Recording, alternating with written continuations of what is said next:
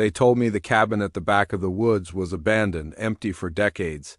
But some places don't stay empty. Some places wait. And when I crossed that trail, I stepped into a nightmare that had been breathing long before I arrived. If you think an old cabin is harmless, think again. Because what I found inside wasn't just shadows, it was alive and it was watching. I never should have gone into the woods that weekend.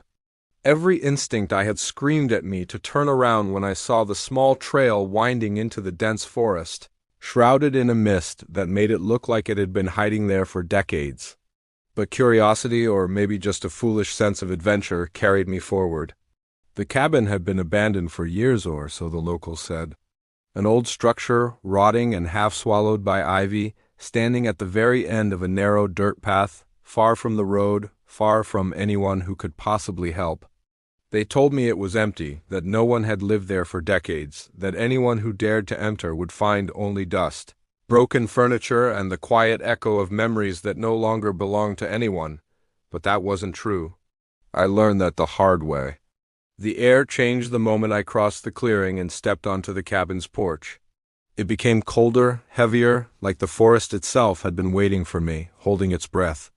The door was slightly ajar, creaking with the occasional push of the wind door. Perhaps it was something else. I told myself it was just the wind. I told myself the stories were nonsense. But then I heard it, a soft shuffle from inside, like footsteps crossing a wooden floor covered in decades of dust. I froze. My heartbeat roared in my ears. Whoever or whatever was in there, I realized far too late that it had been waiting for me. I stepped inside, my flashlight trembling in my hand. The cabin smelled of decay and old smoke, the air thick with the must of forgotten years. Every piece of furniture was coated in a thick layer of gray dust, every window cracked and dirty, letting in only weak, gray streams of light. Yet the footsteps didn't stop. They moved closer. I thought I saw a shadow at the far end of the room, just beyond the threshold into the kitchen. I whispered, "Hello?" But the only reply was the soft, scraping sound of something being dragged across the floorboards. My courage completely faltered. I wanted to turn around and run, but something compelled me to move forward. I don't know if it was curiosity or fear or maybe the foolish hope that I could make sense of what I was seeing. The shadow moved again, slow, deliberate, almost intelligent. Then I saw it, a figure, hunched and twisted, crouched in the corner, as though it had been waiting there for me to arrive. Its head tilted at an unnatural angle, and the way it moved made the wooden floor groan under its weight. The first thought in my mind was just sheer disbelief. That couldn't be real. And yet it was watching me with eyes that were too dark to be human, too aware to be anything natural.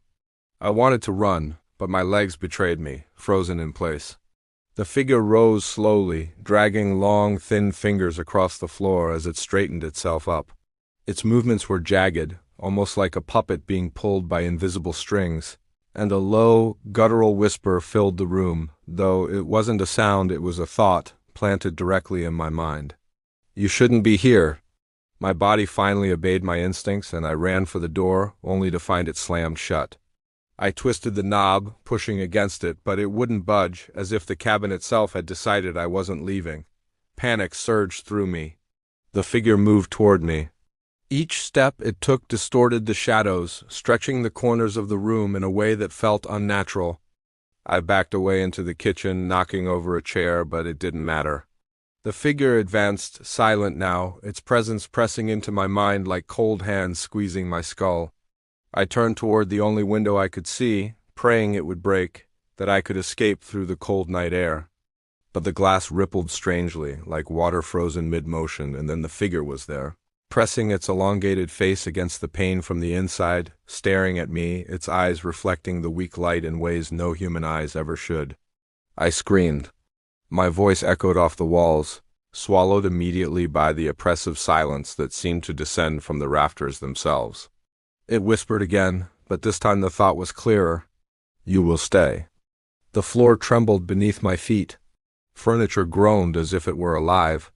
Dust swirled in the air, caught in some invisible current that made my vision blur. I stumbled backward, almost falling, and the figure followed, moving impossibly fast to grotesque angled movements. I realized then that it didn't need to walk. It could stretch, twist, and move in ways that defied the laws of space around it. It was everywhere at once. I slammed myself against the far wall, gasping for breath. My flashlight flickered. In its brief, strobing flashes, I saw dozens of eyes, small, inhuman, watching me from every corner, from the shadows where the floor met the walls, from the rafters high above. The cabin wasn't just occupied, it was alive, filled with entities that had been waiting patiently, each one tilting, stretching, just waiting for my movement to give them permission to act. I realized then I'd been lured here. I wasn't the first, and I would not be the last. Then one figure emerged from the darkness, taller than all the rest, and it spoke again, not with sound, but with a presence that filled my entire mind. You came, now you belong. The terror was total. I couldn't think, I couldn't scream, I couldn't move. I only stared as it extended its hand, and the shadows around it surged, flooding the room, twisting everything familiar into grotesque, nightmarish shapes. I felt myself being lifted, or maybe just my mind was lifted, as if my body had been left behind. Time fractured. The walls expanded into an impossible space. The floor vanished beneath me. Only the eyes remained, staring, unblinking, eternally patient. I don't know how long it lasted. Minutes? Hours? Maybe even days? I lost all sense of measurement. When the world finally returned to me, I was lying on the cabin floor, chest heaving, my face wet with sweat. The room was still, empty again. Too empty. I scrambled to the door and forced it open. The forest outside had returned to normal. The mist had lifted slightly. The sun was beginning to rise, pale and weak. I ran without looking back, not stopping until I reached the nearest road, until headlights finally illuminated my panic-stricken face. I tried to tell the first person I saw about the cabin, about the shadows, about the figure and the eyes and the whispers. They smiled politely. "Abandoned cabin," they said. "No one's lived there for years." Probably just your imagination. But I knew the truth. The cabin wasn't empty. It never had been.